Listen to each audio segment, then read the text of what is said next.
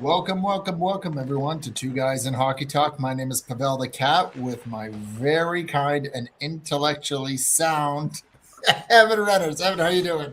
Man, that's not what you said. I listened to the show when I was gone. I was sitting here waiting to see how I'd get racked over the coals or something along that line, right? I'm guessing you're just softening things up. This is called the sandwich method.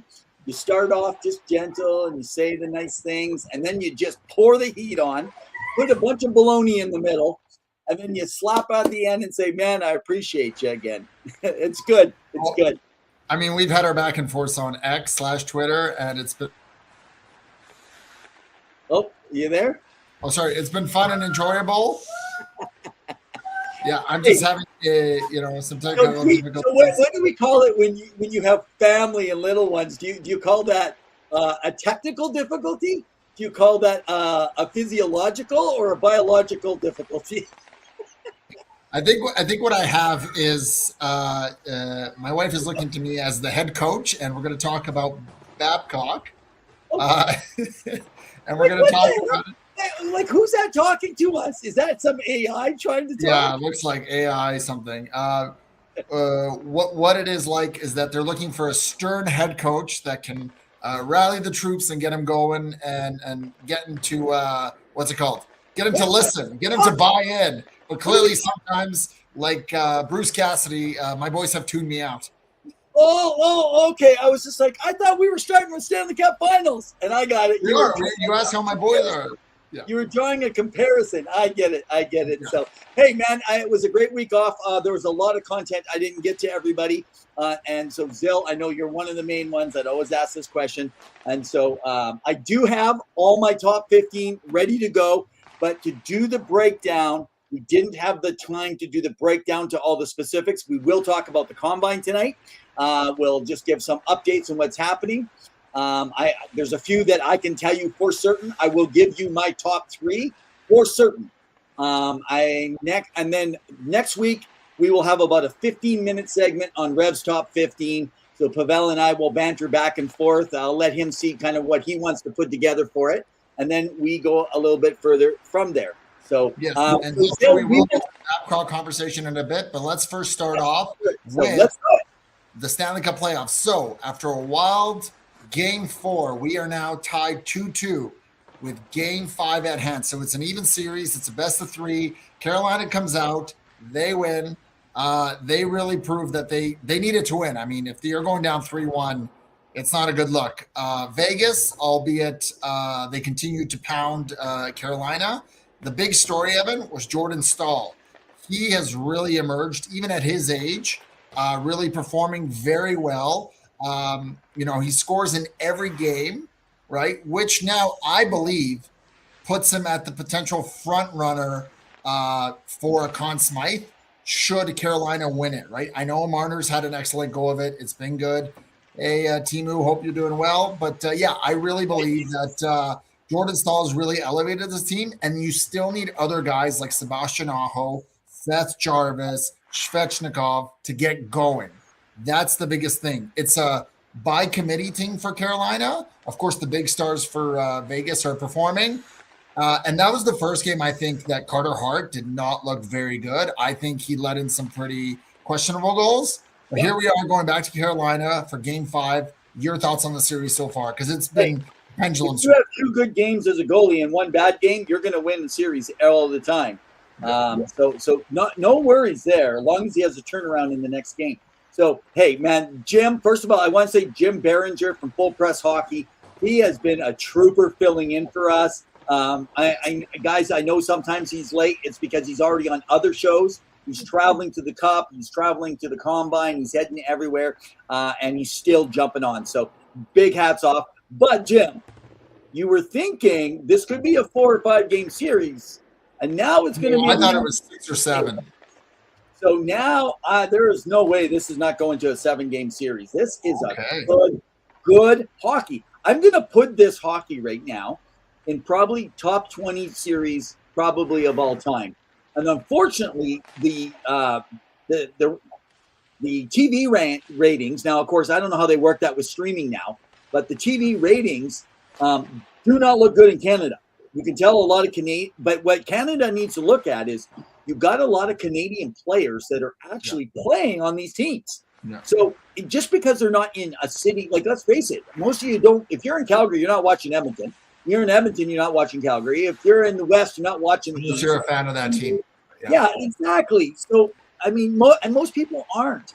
So your numbers go down, right? So, but anyway, good series, and I agree with you on Carolina.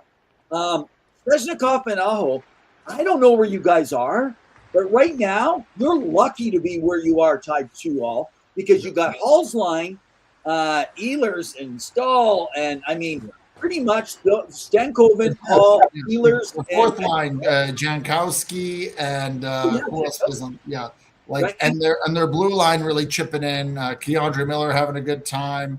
Like it is all around, but. I like how you said that, having a good time, though. What you got? I mean, Rob Brindamore indicated in his pros presser he is not enjoying the series. It's stressful for him, but I'm sure the guys are enjoying taking it all in, because it's hard to get to this point. It's hard to win, as you can tell, and you see the momentum shift swing each way every game, right? Exactly. Like, it's funny because if you don't believe in the hockey gods, you got to look what happened in Game 4 of the Stanley Cup Final, though, right? If you look at a resume for a guy like in the Hurricanes season, he's undrafted out of college, 111 grinding games in the AHL. He shuffled through 3 different organizations, Pawel, and back in October, he was sitting on the waiver wire before Carolina claims him. Brandon Bussi. Yes. He did this year. He just went out and won 31 regular season games, broke an NHL record as the fastest goalie in history to reach 11 wins now. And Brindamore plays the ultimate wild card, down 2-1 in the Cup final. He benches veteran Freddie Anderson and hands the net to a kid who's never started an NHL playoff game. And what does the guy do? He goes into T-Mobile Arena, stops 18 to 21 shots. Now, the percentages aren't great, but he did what it takes as a goalie in these finals and shuts down Mark Stone, can I say, on a breakaway and carries them to a 5-3 win. And I got to say, watching him hold back the tears post-game and talking about his parents that were in the crowd, man, that is what the playoffs are all about. You know what? Move over, Jordan Binnington. Move over, Aiden Hill. Brandon Bussi's legend is officially here. Could you imagine if he could win this cup for them and carry them? Wow. I mean, hey, good for Eric Tulsky and upper management for finding this gem and for continuing to push this. I mean, we know the Rantanen saga. We know what's been happening. Stankoven has been really good, although quiet in the Stanley Cup final, but throughout the postseason, he's been one of their better players. And again, they continue to look at analytics. They're very analytical driven. It came to the point where even Nashville was looking at potentially asking permission from Carolina to have Eric Tulsky come in to be their GM, right? Of course, that didn't pan out that way, but right now, I think that organization is led through, and I know it may not seem like it, Rob Brindamore. I think he embodies Carolina Hurricanes hockey. He won for them. He's trying to win for them behind the bench, and he embodies everything. He gets them to play. He's a hard ass, but people love him there. He is going to be a legendary folk hero in Carolina for everything he has done. That team has been successful. I mean, imagine right now, Evan, if he walked away, what does that look like? Who is that coach there? It's unfathomable, right? So that guy has given him a lot of credit. Now, on the other side, John Tortorella, of course, he came in last minute. He's getting his guy to play. He's been mic'd up a few times. You can definitely tell that he knows how to push the right buttons, and we'll get into coaching button pushing in a bit here. But Torts, too, he knows how to play his guys. The one question I have for Vegas, and this is probably an afterthought, whether they win the cup or not, do you re-sign Rasmus Anderson? Because it looks like it may not be a good fit long term. I could be wrong, but I feel like he's probably going to be on the open market. Well, they know how to get rid of players. I actually don't think so. Everything I'm hearing, I think they have plans to do it. They just need more time to work with him. I don't think he works with Torts, though. So this could be interesting. Because if Torts does stay, or do they just bring Bruce Cassidy back to the Vegas Golden Knights? Say, man, you got another year on your contract still. Yeah. Oh, he did help them lead through the season. I mean, they almost missed the playoffs this year, and I know they were very worried up up above Kelly McCrimmon and George McPhee.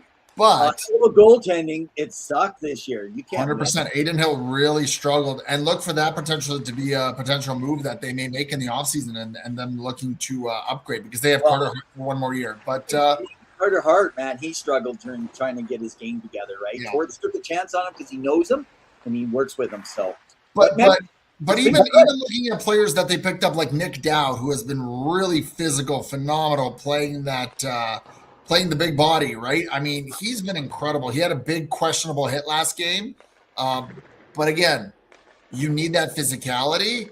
I love this series. It's been fun to watch. I never know what to expect because, one team is up. I mean, Evan, the Vegas Golden Knights were up 4 goals going into the third. You think, oh, that's the safest lead. It is not. They tied it. Like, that was insane how they just got 3 goals in 4 goals is usually a safe, but 3 goal lead is bad. But it's insane. So I don't know what you guys are almost like we're talking about your hockey team. What's that? It's almost like we're talking about your hockey team. I don't have a hockey team. I got to tell you, I remember we were. Sorry, go ahead. Timu says Sebastian Aho is actually Swedish. Finns are good when it matters. Is Aho Swedish? No, he's joking. Oh, okay. Well, I fell for it. Thanks, Timu. I just look like a fool here. But it is interesting. I mean, as long as the team wins, I don't think they really care. I got to be honest with you. When it comes to this, that's fair. So we should know exactly. We should know by the end of next week, most likely who the Stanley Cup winner is and who will be lifting Lord Stanley over the head. So memories for one franchise or another. Both second cups for each team. We're right? So let me just say this: we are 2 weeks from the NHL draft. Next week, my Revs top 15 comes out officially. Straight up, this is who I got in my top 3. I'm just leaving it. It's the exact same place that I had it before, guys. You have Gavin McKenna is unanimous. I know some of you have heard different stories. I've said it from the beginning of the year. His work, his strength is incredible. What he grew in that second half of the season when he understood the game of college. Second of all, his weight will go on. He will, but his lower body is enormously strong and big. It's his upper body. He needs to bulk up a bit, but he is so highly intelligent with the puck. They'll work with him on some of the games of his deficiency. Yeah. Being a winger is the bigger issue, why people would debate and say, let's go with Stenberg, who's got a great two-way game and is credible and should be a solid player regardless. And that's why guys like Timu do say, hey, you know what? He could be phenomenal, McKenna. But he could be a bust. And I get why people believe that because of that deficiency a little bit in that defensive part of the game with some decision-making. But I'm telling you, I have saw so many viewings of this guy and have followed him so closely. I don't call him, I know you mentioned in your article, guys, go to 2guysinhockeytalk.com, check our articles. I know you referred to the generational. He's close to me, but he's not quite there. So for me, I call him a franchise like a Jack Eichel. That's kind of where I've had him. I see that Jason Buckalaw with the pro agency group, the pro scouting group, that is one of our partners. He's got him also as a franchise player, which is interesting, Jason, because you actually have him ranked second and Stenberg first. And you say Stenberg is that top line player, but McKenna's the franchise player, but he's second. So I'd love to hear Jason's take. I don't think we're going to get it. He's pretty busy. Maybe we can get one of the other guys in just before the draft around it. So, but before we get into the combine, I want you to talk about Smiths here in a moment, okay? Before we get to the combine, I got some interesting news, okay? This news came to me just under, this is 12 days ago. The news I got, what's this say? Go ahead. Evan gets not paid to do scouting stuff. At least I get paid plus work for a Pro Liga AHL team. Go ahead and get a real job, buddy. Well, actually, Timu, I just like to say I actually put my numbers and my people out there so I can have proof of what I say. Unlike some people who keep hiding behind their job and saying, oh, I can't disclose it. Okay, you called for it. You called me, man. I called you. I put it out there, and I've been pretty dead on and accurate. So we're going to see in 2 years We're gonna get Timo on the show. Timo, if you're ever free, we're gonna get you on the show. You can talk numbers and argue and have your. He's better at writing than he is with speaking the verbal language. He told me so. Fair. So, anyway, yeah, I agree with you. And one of the reasons I think I'm on prospects, good friend. Okay, hey, listen. I need to finish my story here. I got on and then I let him talk. So Gavin McKenna, I got this news 11, 12 days ago. I haven't shared it yet. I was not going to publicly put it out. I didn't want to start a lot of ruckus around this and interesting that name because I have been told. Now, you guys know that Marcus and Liam have said they're going back to Medicine Hat. Mm-hmm. That just came out. I don't know, was it 5 or 7 days ago? Mm-hmm. I was told 11, 12 days ago that Marcus and Liam had a conversation when McKenna did the special face-off. And McKenna told them, do not go college. I was looking at him and I said, how solid is this? I trust this guy deeply. He's been pretty accurate. He's in the know. And he says, listen, he goes, there's things that people don't get about college. He's not upset that he took the college route, but he told them, you won't want to go to college. It's not what, I mean, there was a lot. And I talked to Jim about this the week we were gone. A lot of people believe you bulk up when you're in college and in the gym and the training, you strengthen, but you cannot do bulking during a season because workouts are different. Yeah. And so I'm not trying to start rumors, but I was told this, and the next thing I see, the Ruck Twins have decided not to go the NCAA route this year coming in, right?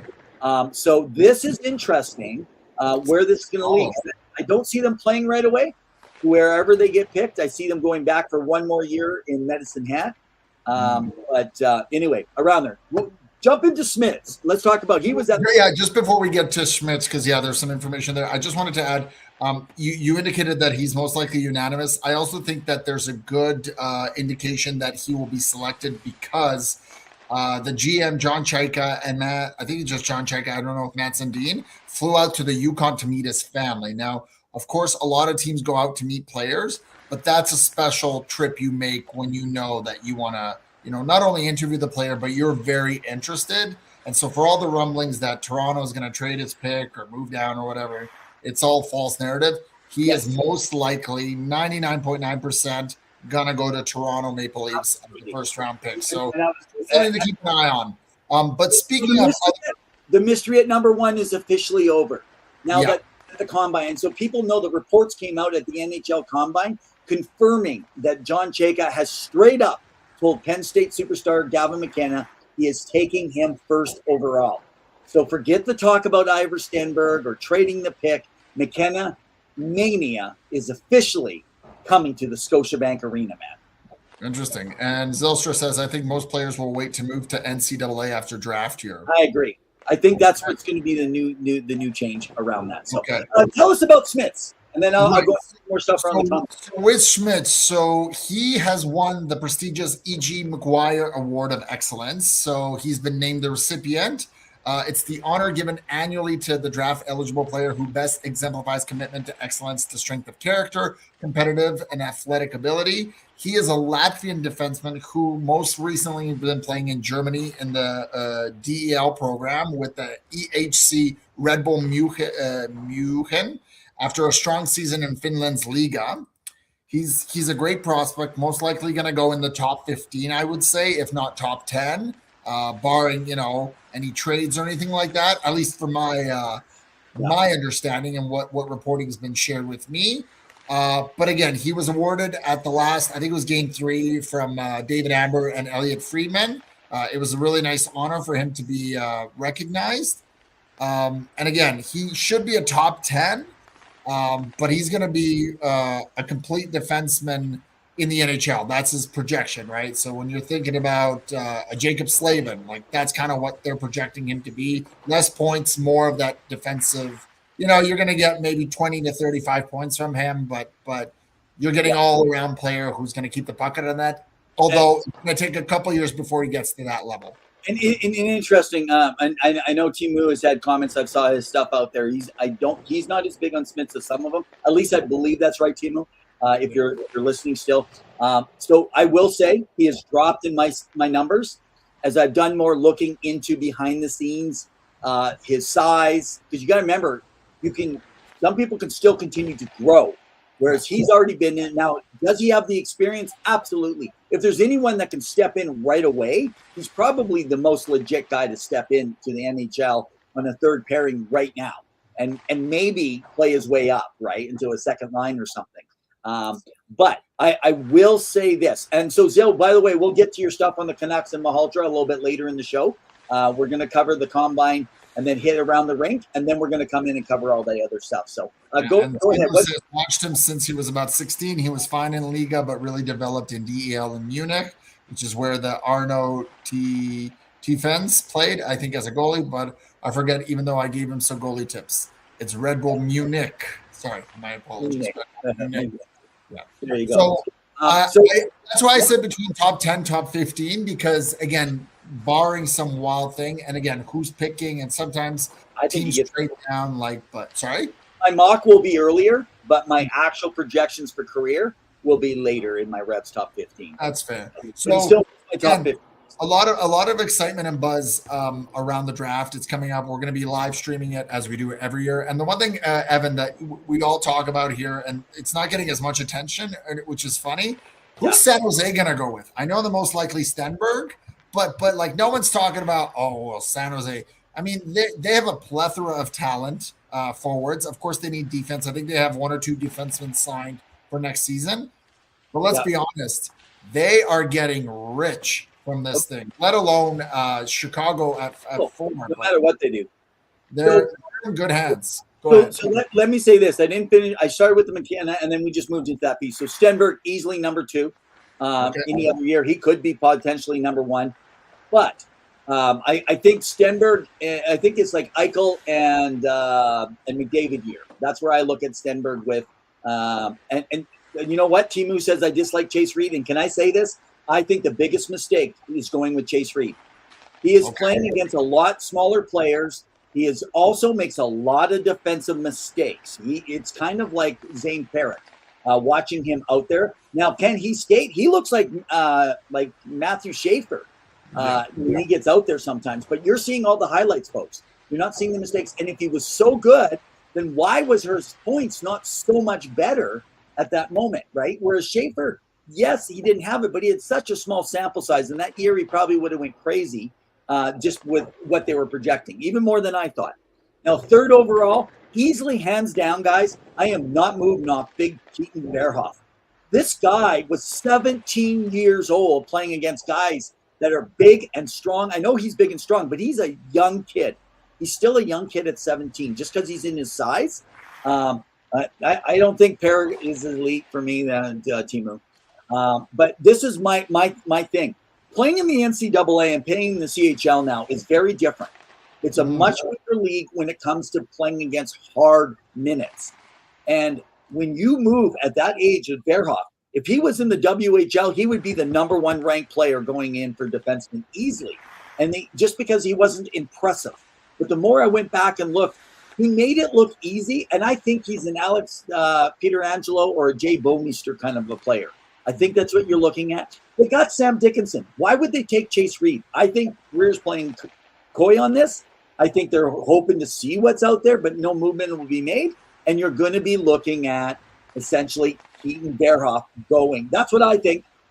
In my mock, I've got him at 3 going to San Jose still. Keaton Verhoff or 2nd? No. Oh, yeah, they're at 2nd. Oh, yeah, man. I was thinking they were 3rd. I forgot about that. No, Vancouver's 3rd. That's why. No. I think that they need to trade back so they can take the defenseman. But you know what? And I know Timu talks about this. Trade Eklund then. Take Stenberg and trade Eklund. Right? Get somebody out. Oh, there you go. Yeah, it's possible. So we'll let you guys know. Well, it's going to be fun. You guys can let us know your mock drafts in the chat, or you can let us know. We are going to ask people to send stuff into us at two guys hockey at gmail.com. Send us your mock drafts if you got them ready, because in 2 weeks we're going to do mock drafts right here, and anyone sends them in, we'll put them up. Okay, I do want to finish before we wrap up this segment and then go into around the rink here. The combine. Some of you guys don't get a lot of information on the combine. Some of you guys follow stuff a little bit closer.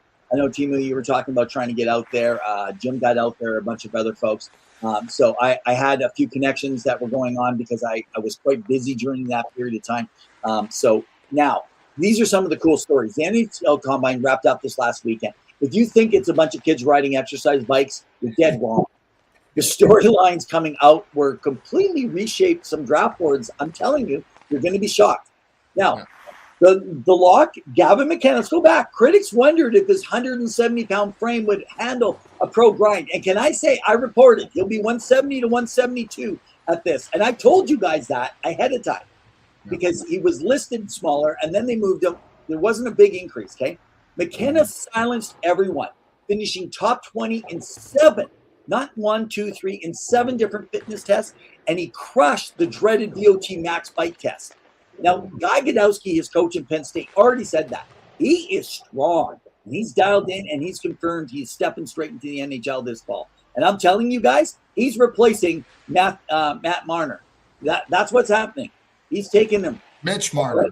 Mitch Marner, sorry. Yeah, whatever. I don't even remember Marner. Since Matt Martin of the Islanders. Yeah, and now, unfortunately, Ivor Stenberg had a massive curveball thrown at him. He had to opt out of physical testing. But he interviewed with 14 teams but even though he sat out, he still got through the interviews. But he chose caution over a bad score. And I think that's a wise thing to do. GMs now are going to have to rely strictly on his tape, but I think he's done enough, played enough internationally, more than anybody out there this year. But the real entertainment, I just want to say on 2 different fronts, was Caleb Malhotra, son of Manny Malhotra, that we're going to talk about a little later here. He was asked how he'd bear off in a face-off circle against his old man. And Caleb said, listen, Dad still wins 7 out of 10 any day of the week. He's going to take me out. So can we remind ourselves of what happened with Sam Bennett's combine performance in 2014? Do you recall? So if people may not recall, he was projected to be one of the best skaters coming out of there. With a lot of promise, and he still went high. However, because he went with Calgary, he could not do even one. Let me say that again: one pull-up, and people really took that to heart as, "Oh my goodness, where's Sam Bennett now, Evan?"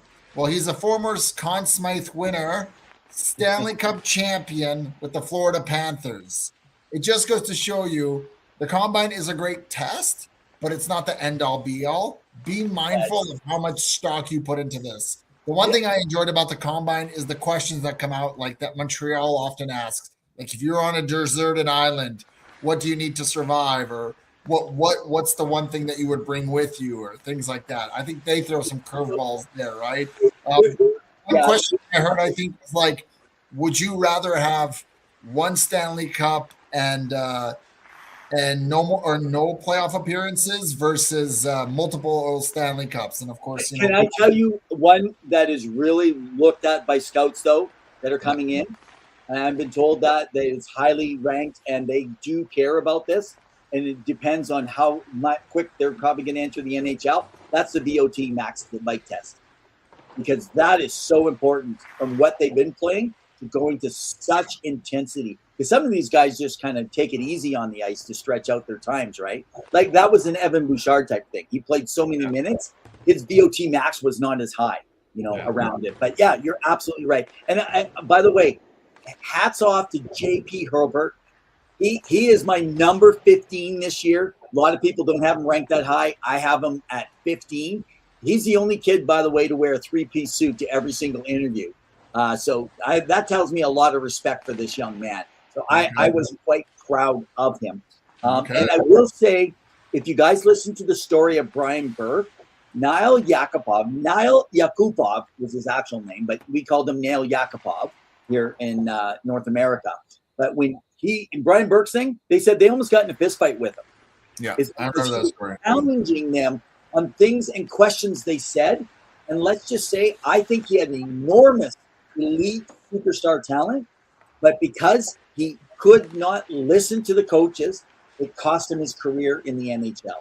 So those are the things that they're looking for. You really can't fail terribly unless you act terribly. Yeah. And I think that's the big thing. But you could improve yourself and holds your standing by having a good DOT max and a good attitude. And I think even the guys that dress well, like JP Herbert, will go a long ways to saying this guy's got respect and he knows the game. That's fair. Jacob says, I hate Sam Bennett and Kachuk. Played for both Flames and Panthers. Rip, worst combo ever. Zelstra said skates would make great knives. Well, if you're out in the wild, and Timu says, I was asked a question too by interviewing teams back in the old 03-04 for my draft. And of course, I came to end it fast, then wait and starve to death. So interesting stuff. And then Kyle, big Boston guy, great series. He's been on too. Well, hey, it's Kyle's kind of series. It's a broad, the Broad Street Bully, big Boston Bruin. That's what Vegas has kind of been like. So I just throw something in there? This is something scouts really care about right now too. Call it a coaching tip too. Today we are talking about a massive trap that's happening in hockey with too many young players and they fall into, and they have speed out there and people go, look at how quick they are. But so even some of this stuff in the combine, but without control. So Timu, you know this more than anyone, I would guess. Speed without control is a complete waste of time. And we see this. This bothers me. I see it in single minor hockey rinks all the time. Kids spend all summer strictly on straight line north-south speed. But the reality check is if you can't handle the puck or change lanes or full tilt, you are incredibly easy to defend at a high level. Maybe not when you're younger, but elite players don't just run straight. They unlock this smooth, deceptive power by mastering their weight, their distribution, their body language, their body balance, and their inside and outside edges. That was one of the things that made Ryan Nugent-Hopkins so incredibly good and makes him a utility knight. But that's how you create the separation and protect the puck and transition effortlessly. So can I just say this to all the young people or parents with kids out there? When you're looking, don't look for people just to do this quick straight path. There's so much more. You need speed, but you need control with it at the same time. So edge work. And on that note, let's bring Around the Rink.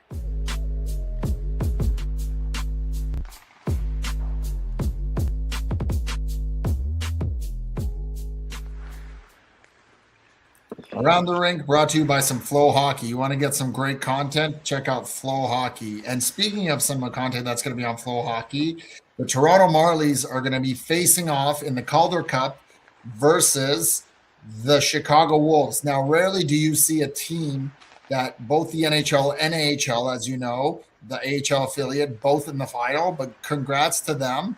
I still think, I believe Marlies are going to come out on top. But your thoughts on this series, Evan, in the Calder Cup final here, since it's been since 2018 since the Marlies were last there with the Sheldon Keats. And Nylander, and now his brother, Alex Nylander, is there. I actually thought the Scranton Penguins Wilkes-Barre Scranton Penguins were actually going to get by there. But no, they did a great job for coming out. And I will tell you that what the heck? I just saw, what did Zill write? Ha ha ha, that was me. More speed than most, but no control. Rev can verify that. Yeah. Boom, right into the boards. Yeah. But yeah, no, I have been pleasantly surprised. Good for the system. There are a lot of older players, not as many developing in the Marlies now. So that they got a couple players that to work with, but good on them. I think that their system has been a really good AHL system that they've had. I just feel like Toronto doesn't have enough prospects. They got too many. Well, Ben Danforth, Easton Cowan is the center who struggled in the last game, but he's been good when he's been called up. He's played well, but yeah. I mean, they could use a guy like Fraser Minton, right?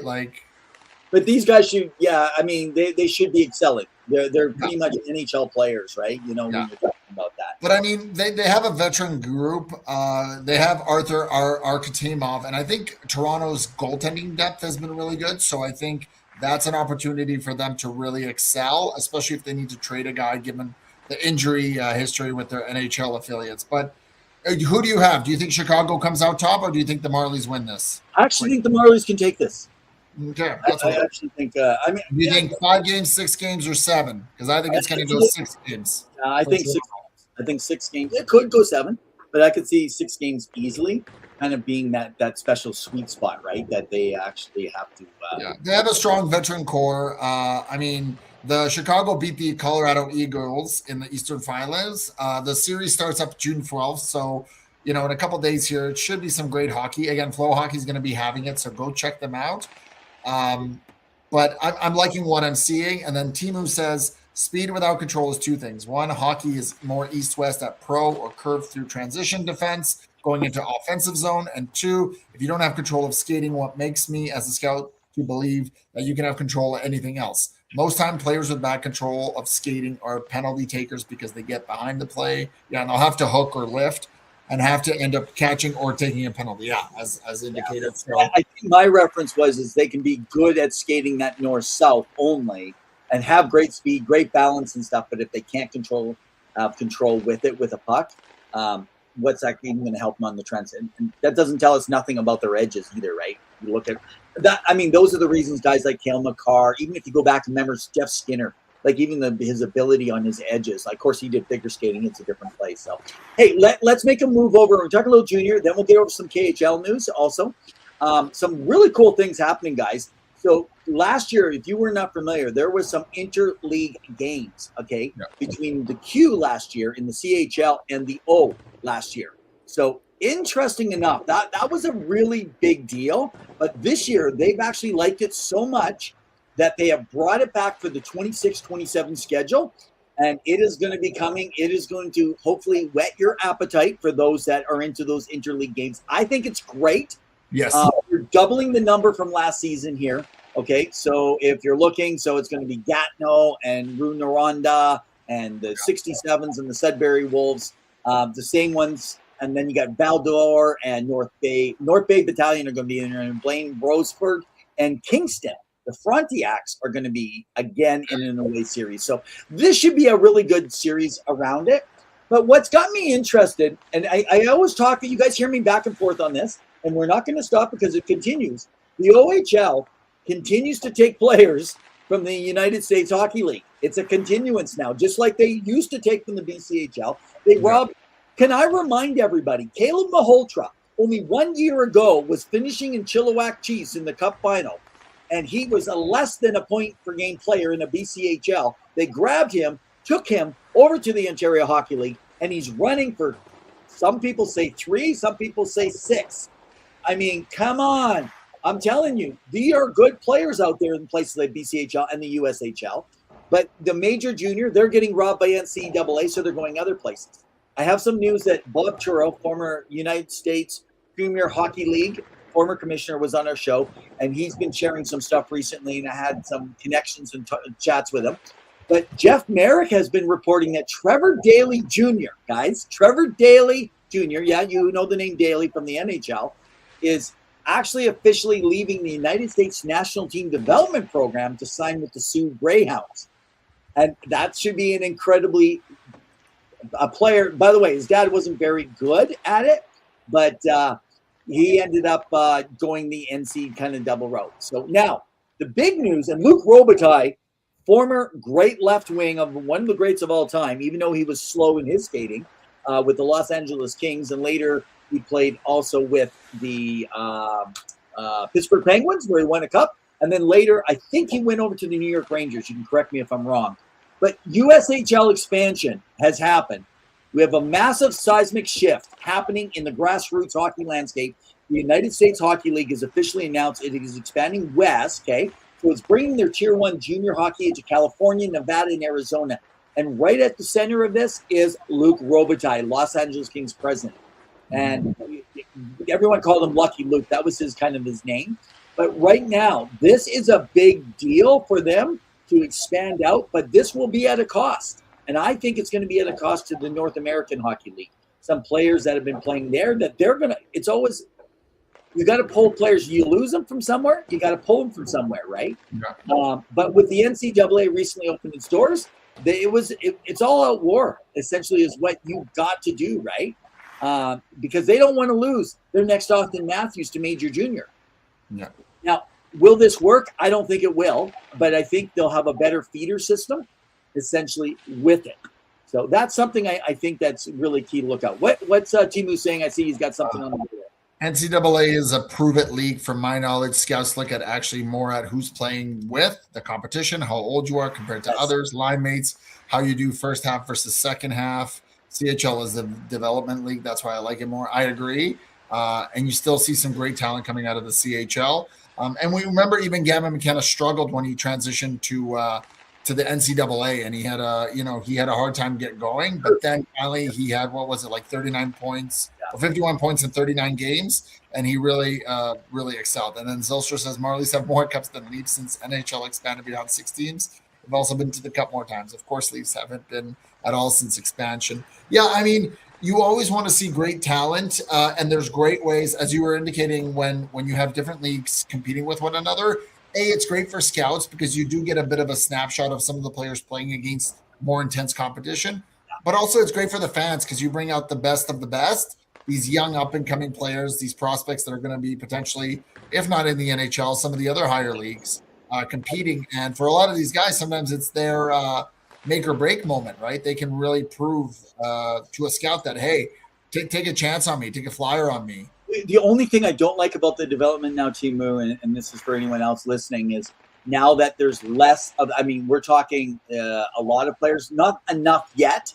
I think within a couple of years, so I'm a little worried about the less bigger guys playing against the heavy players in their development because they used to have that all the time. They're not going to have as much of that soon. So, hey guys, let's move because I see we're getting tight. So I'll jump in. So one other thing that's been happening in the – What are you doing? What are you jumping in for? You just talked. I was just jumping over. Okay. You got something important to say? I always do, but you don't want to hear it. So, so what do you have to cover?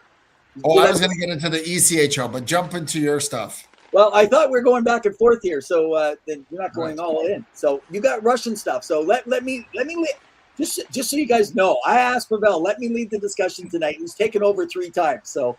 I think I heard him last week say, I'm going to give it to Evan on the show. He's done it. He's given it to me every week. Okay, listen, guys. The NHL has an NHL versus Russia has an NHL versus KHL game that they do every year, okay? And if you are looking for pure entertainment to get you through the summer, because there's a hockey drought, keep your eyes on Russia. They have a massive NHL versus KHL match of the year charity game. And it is coming back. It's a brilliant new twist. How do you watch this? I don't know. I just found out about this. So I'm looking everywhere. So, Timu, if you know, even if you don't like Russia and all that stuff, let me know. But instead of a straight league against league format, so what they did is they would select NHL Russians and they take KHL Russians and play them against each other. But Russian legends Sergei Fedorov and Ilya Kovalchuk are now the competing general managers, and they're doing a draft. A mixed draft. So they're actually just taking the best of Russians and kind of mixing them all together from their active superstars of both leagues. So this should actually be cool because they draft guys like Ovechkin and Panarin and Kaprizov onto the same squads, right? So the games are always going to be high scoring, highlight reel. I just got to figure out how to watch this, buddy. All right, what do you got? We got some KHL news and then we'll get back to the ECHL. For sure. So it sounds like former Winnipeg Jets defenseman Kale Clegg is going to be signing a 2-year extension with the KHL club Automobilist Yekaterinburg. He's from Saskatchewan, and he's mostly spent his time with the Manitoba Moose, where he had 9 goals and 27 points in 67 games. He was a second-round pick for the LA Kings back in 2016. And he has appeared in about 94 games, so essentially a depth bottom pairing defenseman for the Kings, Canadiens, and Sabres. Yeah. But he's found more consistency in the AHL, where he's had 165 points in 321 games. But he's 28 years old, and I think this is an opportunity for him to continue to play. Timu says KHL app. KHL app. Oh, there you go. Okay. Listen, so something interesting before I tell you something else in the KHL news. Interesting enough, that Kale Clegg, I actually remember him. I used to watch him play. So he actually played with Tyler Benson and Stuart Skinner with the Southside Athletic Club in Edmonton. So he was one of those players that made that connection way back in the day. So he looked like he'd be a way better player than he turned out to be. There's a whole bunch of reasons for that. Well, he did play. I mean, he played 94 games, so it's not nothing. Okay. Would you be excited to draft a player that if you knew they could only play 94 games in their career? No, I mean, I want more, but I'm saying for him. That's incredible. But to the NHL, that's not incredible. That's a lot of money invested into a player, because they say the average amount of money is around $1 million to $3 million in developing a player before they. Who says I played zero? Yeah, but you know what? Getting drafted. Listen. Pawel couldn't even get drafted on the ball hockey team. He had to beg to play and paid to play. That's how you know that I'm. Listen, a bit of under the radar. This comes from the AHL, but into the KHL that you need to watch. All indications, and it looks like it's official. Calgary Wranglers forward Martin Frk, who used to be a Halifax Moosehead, who played, I believe I could be right, that he played with Nathan McKinnon back in the day. But he is heading overseas. So word is he's agreed to a 2-year deal with the KHL Shanghai Dragons. Now, the KHL club hasn't officially announced it, but this is a massive loss for the Calgary Wranglers American Hockey League, and even for the Flames potentially. The guy's an absolute minor league sniper, and he came off 30 goals. Was it 30 goals and 60-point season, I think is what it was. But this is what's big deal. He has a 109-mile-an-hour slap shot in the AHL All-Star game. 109. Nobody's hitting those. And he's a winger. When he lands in China, he's going to be joining forces with another familiar name. Some of you might have heard of. Brett Sutter's cousin, Riley Sutter. So Shanghai is loading up on some of these American guys. Around which I find absolutely amazing. So Timu's saying something about poor Cat. He said, God fucking bless Cat. Oh, bless Cat. Okay, tell us your ECH news, and then I got some U18 before we move on. And I got some PWHL news. But yeah, so the Kansas City Mavericks have taken driver's seat in the ECHL final after defeating the Florida Everblades 5-2 in game 2.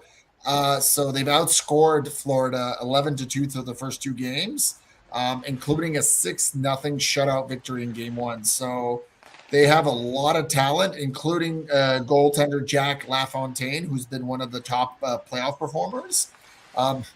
Again, the Everblades need a little bit more, but if they want to win the Kelly Cup, but it's a must-win situation now as they go back home to play. So Kansas City is 2 wins away from winning the Kelly Cup, but it's going to be a big game 3. So what's it called? And the team says I was the first one on the Freak.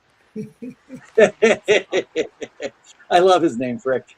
So I think just some great hockey. And then before you jump over in PWHL news, because there's been some trades and movements. It seems like the Toronto Scepters have named Pascal Renault as the second head coach for the team. It looks like, I mean, people might know him from assistant coach with the Bridgeport Islanders, who have now moved to Hamilton. And he's worked with Hockey Canada's development program. They really liked his leadership, player development background, experience with elite athletes, and I think he's going to be a good fit there. He's also known, he's the brother of goaltender Manon Renault, and a former NHL forward himself who played 9 seasons. So some great talent there. He's got NHL experience. Yeah. So, good for Toronto, good pickup. Coach, wasn't he for a season? And I think their draft is also coming up here at the end of June, so that should be exciting to go. I had some conversations with him that year, actually, off the record. So that was it was great. He's a really good guy, super awesome. Congrats to him. We wish him all the best. We hope Howie Draper, wherever he's out in the world, he's listening. He'd love to come back on the show and talk because he was a great coach as well. But so let's do this. I'm going to take 1 minute to just give a quick update. It's a history-making update in U18, and then we got to move over. Guys, we're going to go about 5 minutes late into the show. No hockey history today. There is some stuff around Vancouver and Edmonton and a whole bunch of stuff on coaches and crap going on. So bear with us. So Pawel, you and I probably, any minor stuff, let's just leave it. Let's cover the big stories for everybody that they want to talk about coming out of this. Okay, U18 guys, I just want to take a minute because history has just been made by Hockey Canada. The invitations for this year's, and you got to catch it if you can. The Helenka Gretzky Cup went out and 2 names absolutely leaped off the page. And I believe I saw the other week you talking about 2028 as a great draft year, Timo. Well, I think it was last week you were talking about. But Maddox Schultz and Liam Pugh, both on the Regina Pats right now in the WHL, are invited to the team. Now, if you don't know why it's a big deal, you got to look at the calendar because the link is a premier tournament for the best under 18 players on the planet. But they are 2010 births. That means they are under 17 age, underage kids. And to put in perspective, you know how many underage Hockey Canada has taken? 3. Sidney Crosby, Joe Velino, and Michael Misa was one exception. And that's it. That's the entire list. So by sending these 2 guys, they're not just saying these kids are good, they're putting them in the exact same stratosphere as some of great players. Well, specifically Crosby, of course, right, with it. So Schultz, oops, cap. All right, that's it. Around the ring. Around the ring.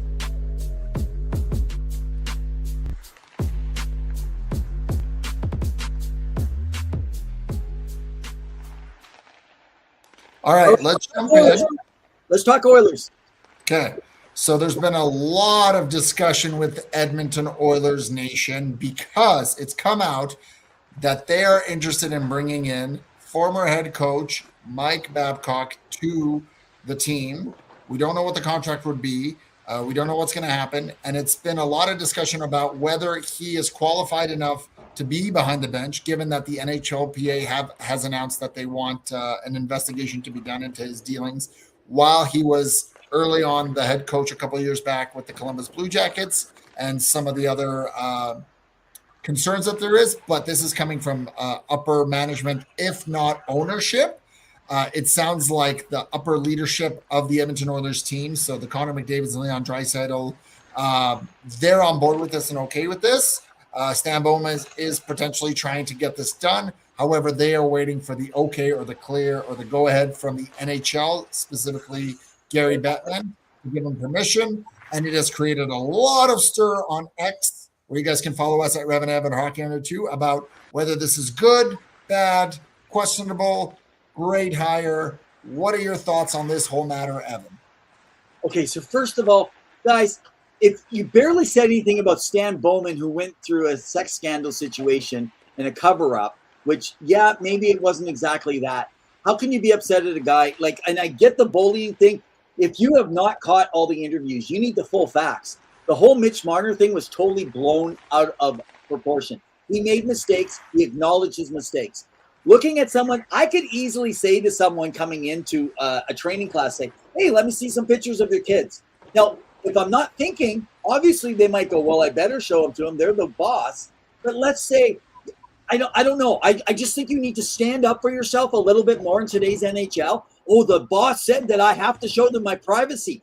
If it's so bad, don't show it to them. Stand your ground. Don't wait to talk behind their back. I am tired of this culture right now. This is my rant.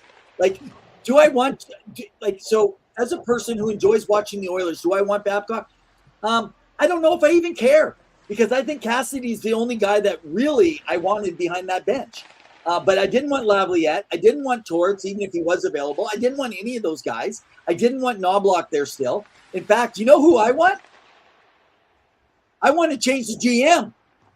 I'm sick and tired of the GM getting away with everything. So anyway, this whole thing, and now they're saying there's all these other things. And like, why did they not, if it's so bad, why did you not disclose it? Say, oh, if he goes away, he quit his position, because he quit his position and was going to be part of the NHL. You need to make it publicly known if that guy's leaving, so, because he could come back. Now we're going to reinvestigate. No, you should have closed the doors and done it that way. I don't like this. I think it's a bunch of crap, and I think it's and frankly, I'm not usually freaking out on cancel culture, but right now that's what's happening. And you're saying, are you repeating these old boys? There's a lot of old boys going around, and a lot more of this happens. This is not a Bill Peters. And by the way, Commodore has a beef because the guy's got an attitude. I can't stand that guy.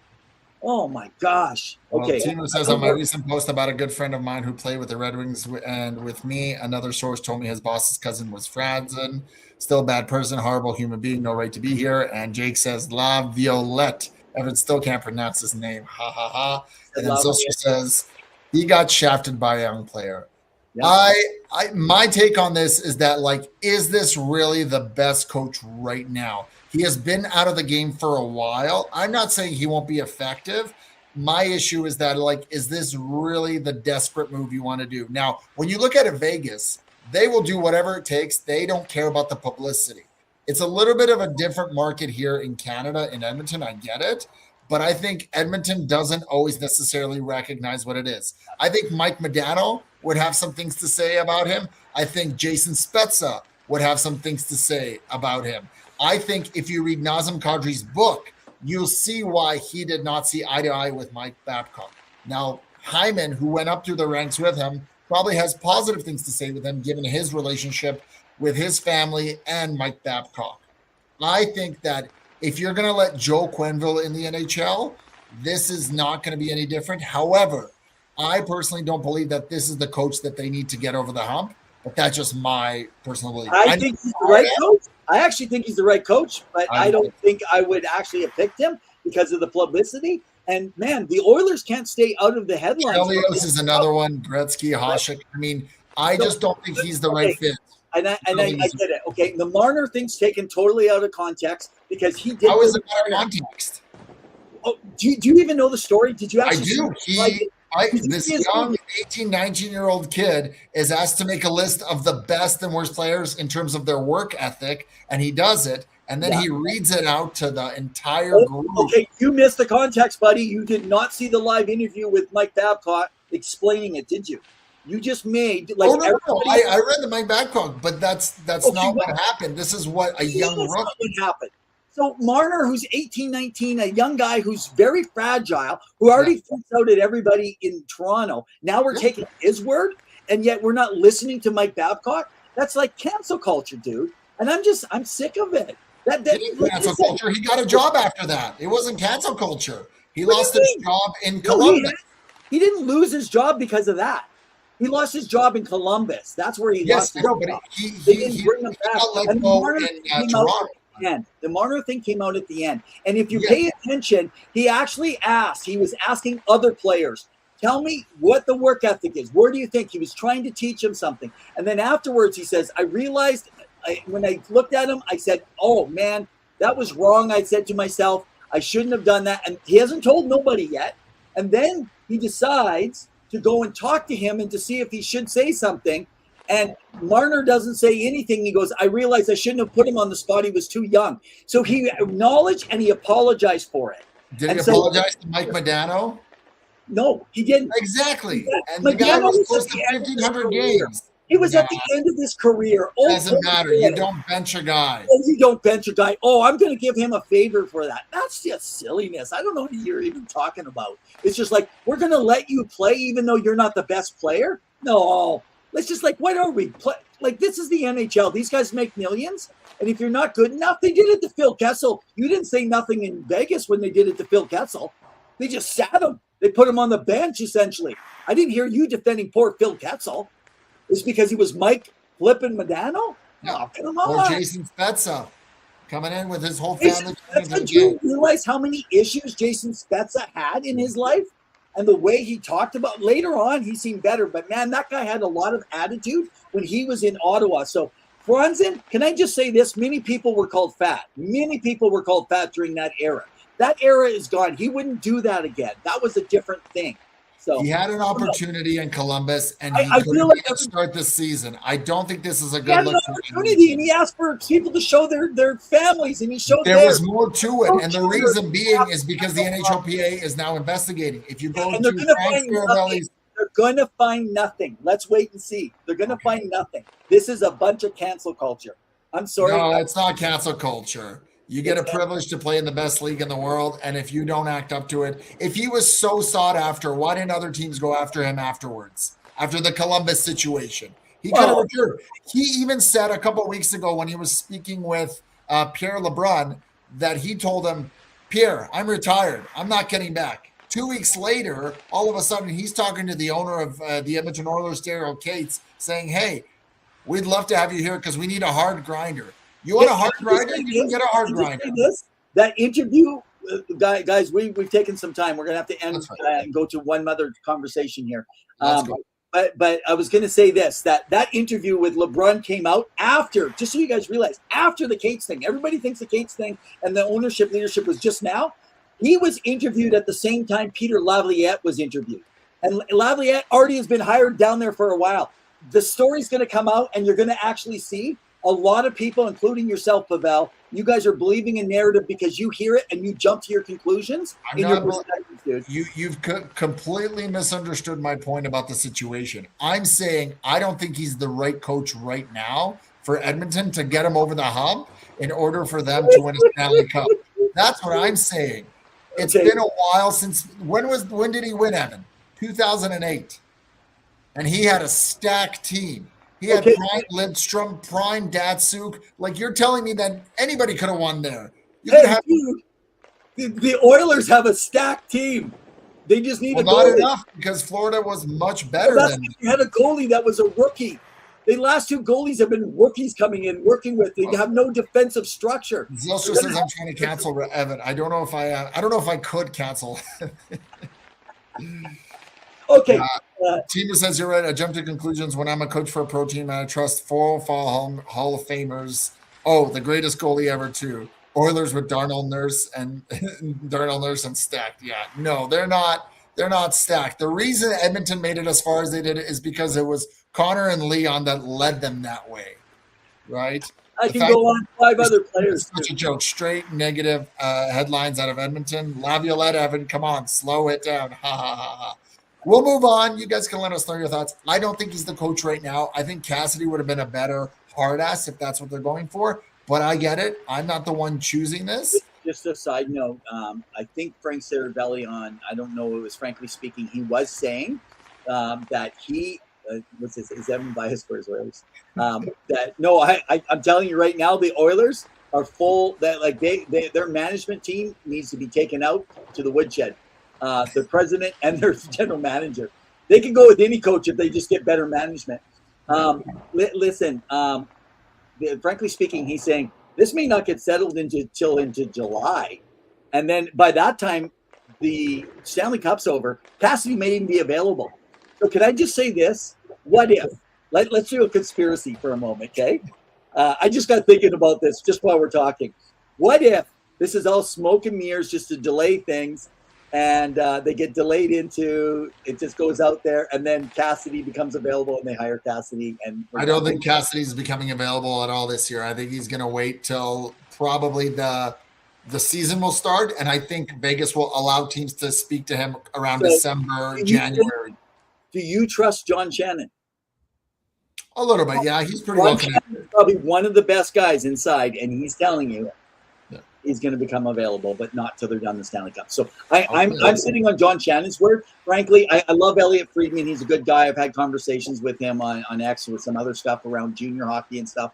But you know what? I'm seeing his facts are not always the truth that are out there. For example, that Elliot Friedman saying that Jay Woodcroft never interviewed for the Toronto Maple Leafs job. Well, Brian Lawton comes on and says, I know for 100% that Jay Woodcroft had a Zoom interview with the Toronto Maple Leafs. Well, Toronto interviewed 55 guys, so most likely the interview. Yeah. According to Justin Bourne, they were talking about how they had 55 guys. They couldn't have had 55 guys. They haven't even had 55 days. Like, what do they do? No wonder they're talking to, who was it they were talking to? Oh, yeah, Austin Matthews via Zoom. They must be putting 5 guys on Zoom and going back to back to back. Oh, my gosh, that's so ridiculous. Yeah. Okay, one last thing. Let's just talk about what there was an update at Sportsnet from Elliot Friedman that they interviewed up to 55 guys, including Joe Pavelski was one of the big names that came out of there. So clearly they're doing something. Like, that's a lot of bodies. That's useless. Right? That's useless time. Like, John Jacob. All right. So, sorry, you go ahead. I don't care what we have so many things. You picked the last. So I just wanted to get into the Dylan Larkin drama because he wants out. He wants out. Detroit again.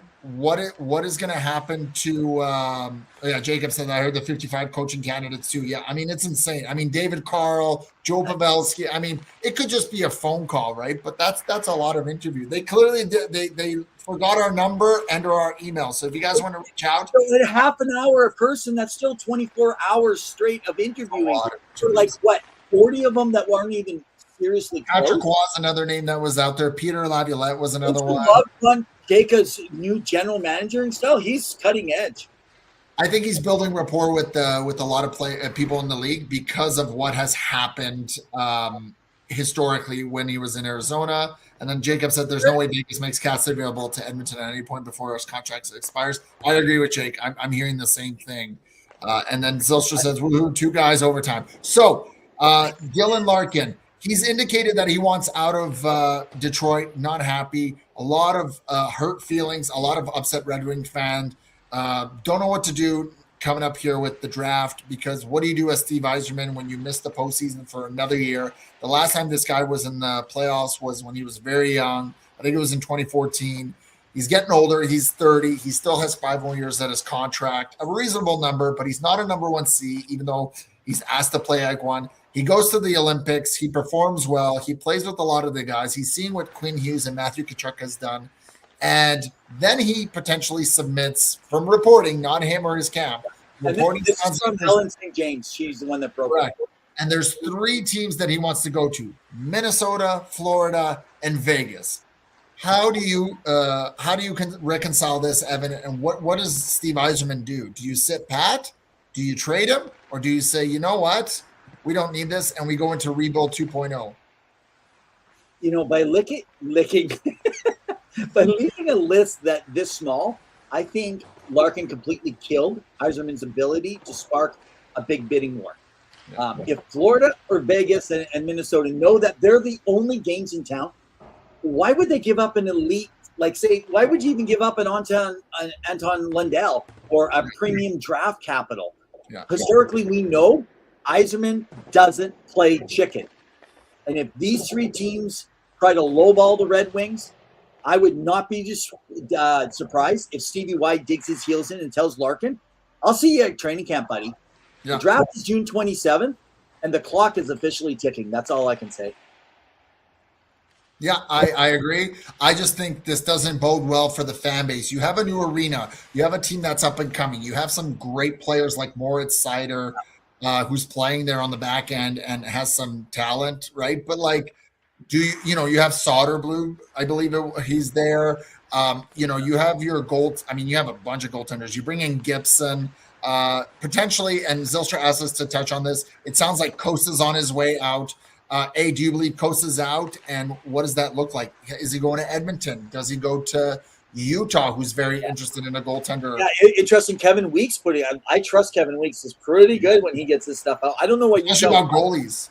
I don't know. They don't really need Costa, so unless they want to move someone they already have. I know Edmonton is pushing. I just don't know if they have the capital, that. Maybe it's just they're trying to get a bidding war going. I don't know on that right now too. So, can I say also? Yeah, go ahead. No. Finish. I'm done that one. I was just gonna say you have some pieces, but I mean, is Lucas Raymond and is essentially Moritz Seider you can build around, right? But you still need centers, right? How do you do that? You talking about? Jacob says, sorry, I did some voice to text there. It's probably hard to read that last one. Minnesota's the best option to trade with. I agree, but I also did their list expanded, but I did not open the article, see which teams include. I mean, he could tell Larkin, because Larkin has a no movement clause. You know what? Screw it. You can sit. We don't need you.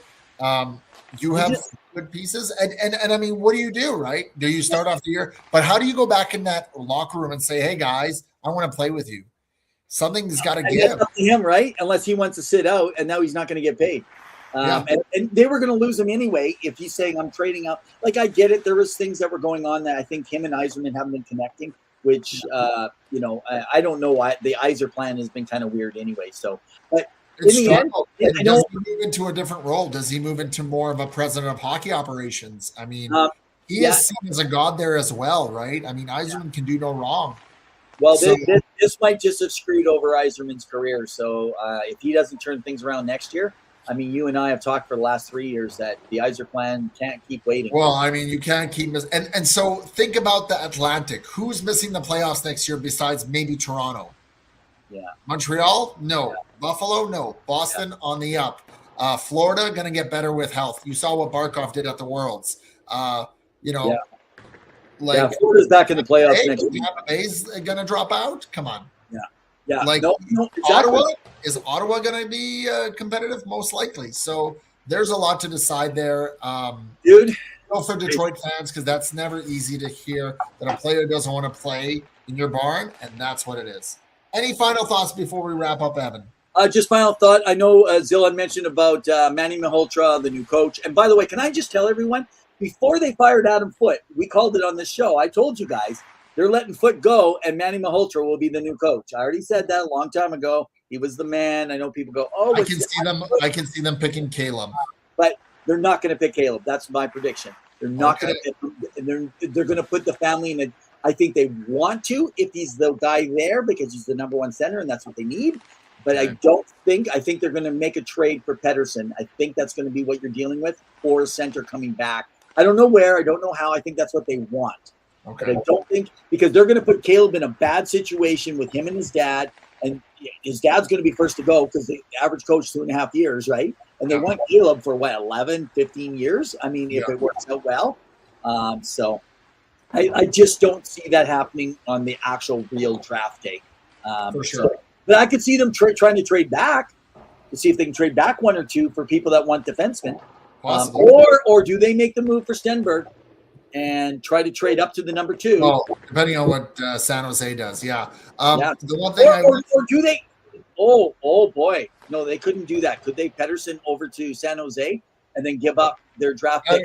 San Jose needs defensemen. They don't need. They don't need. Get the best players and you see if you can make it go, and then you grab defensemen.